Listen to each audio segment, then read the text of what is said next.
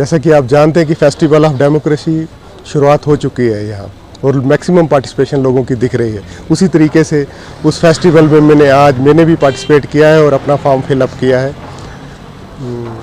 With the blessing of all mighty मेरा form accept हुआ है आज। उसके साथ साथ आपको मैं बताऊं कि जिस मकसद के साथ मैं यहाँ उतर रहा हूँ वो मकसद ये रहेगा कि लोगों के बीच हकीकत के साथ जाना, वो नौजवान हो बुज़ुर्ग हो, उनको हकीकत के साथ उनके बीच रूबरू होना।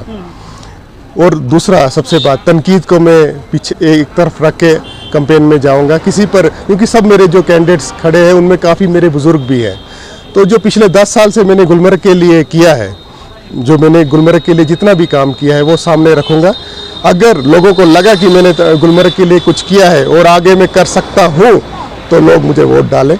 अलबत्ता अगर नहीं किया है तो फिर उनका जो ज़मीर है, जो उनकी चॉइस है, उसको वो खुला है उनके लिए। मगर एक मेरा रहेगा, एक तो मैं हकीकत के साथ जाऊंगा और पिछले जो 10 साल में मैंने गुलमर्ग के लिए काम किया है उसके साथ जाऊंगा। सबसे बड़ा काम जो मैं आज आपके थ्रू कहना चाहूँगा, पिछले कई सालों से मैंने इस बारे में जिक्र आप किसी के सामने नहीं किया। गुलमर्ग की जो आइडेंटिटी बची है, गुलमर्ग डिवाइड किया गया था डिलिमिटेशन कमीशन के दौरान।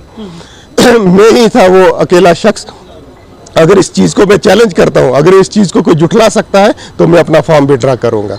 मैं ही था वो शख्स जो दिल्ली के ऐवानों में डिलिमिटेशन कमीशन के दफ्तर में अपने डॉक्यूमेंट के साथ पहुंचा विद वैलिड रीज़न। और SKICC में जब सुप्रीम कोर्ट की रिटायर्ड जज रंजना देसाई मैम वहाँ आए, उनके सामने मेरे वेल आर्गुड की वजह से ये इसकी आइडेंटिटी बची। नहीं तो आज कुंजर पटन के साथ होता और गुलमर्ग क्रीरी के साथ होता, हम कहीं के भी ना रहते। तो पहला क्रेडिट मैं अपने आप को देना चाहूँगा अल्लाह के फजल से कि गुलमर्ग की जो आइडेंटिटी बची है उसमें मेरा बहुत बड़ा योगदान है। बाकी लोग भी वहाँ पहुँचे मगर वो बोल नहीं पाए उतना जितना अल्लाह के फजल से मुझे वो मौका मिला और मेरी बात को सुना गया। इस बात का जिक्र मैं करूँगा। बाकी सर्विस प्रोवाइडर्स के लिए जिस तरह से हो सका, मकसद मेरा ये रहेगा कि गूगल डारा से लेकर बद्रकोट से लेकर छांदिलवनी गांव से लेकर चुकर तक, लोलपुरा तक, वेलू तक, महमूदपुरा तक, नीचे चिचिलूरा से लेकर चंदीलूरा तक, आखिरी घर जो है ना, आखिरी घर को वो सहूलत मिले जो MLA जीतने के बाद अपने लिए मांगता है, हर वो सहूलत उसको मिले। इन चीज़ों पर मैं फोकस करूंगा। तीसरी बात मैं आदिल साहब आपको कहूँगा, ये KUT में इलेक्शन हो रही है। ये KUT में इलेक्शन रीऑर्गेनाइजेशन एक्ट के अकॉर्डिंगली गवर्न करना पड़ेगा हमें। इसके बगैर हमें बाहर कोई चीज़ पॉसिबल नहीं है, हमें उसी के अकॉर्डिंगली जाना है।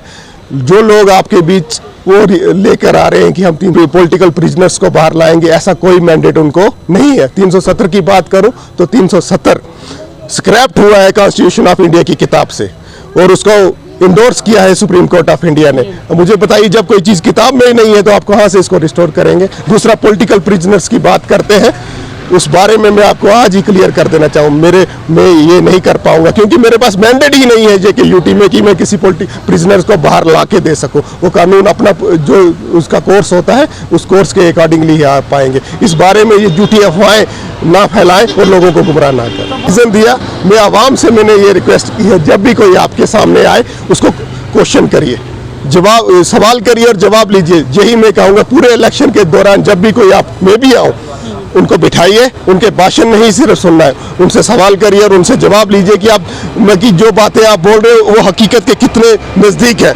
जब तक ये चीज़ें पॉसिबल नहीं होंगी आप अपनी ज़मीर के अकॉर्डिंगली और अपने अकल के अकॉर्डिंगली कैंडिडेट नहीं चूज़ कर पाओगे। इसीलिए कुरान भी हिदायत देता है कि आप मुसलमानों आप अपनी अकल का इस्तेमाल करो। मेरे भाइयों, मैं भी कहूँगा कि अकल का इस्तेमाल करो और तब वो चुनो इंसान जो आपके लिए जायज़ हो। मेरी प्रायोरिटी यही रहेगी कि लोकल के लिए एम्पावरमेंट ली जाए, उनको एम्पावर्ड किया जाए लोकल के लिए। बिजली के हिसाब से मैं ये नहीं कहूँगा, मैंने अपना मैनिफेस्टो तैयार किया है, कल आपके सामने वो मैनिफेस्टो में लेकर आ रहा हूँ। बिजली के हवाले से मैं कहूँगा, जब तक बिजली का निज़ाम सुधर नहीं जाता पूरे तरीके से आपके से, तब तक आप एक रेट को रिस्ट्रिक्टेड कीजिए 1000 के नीचे।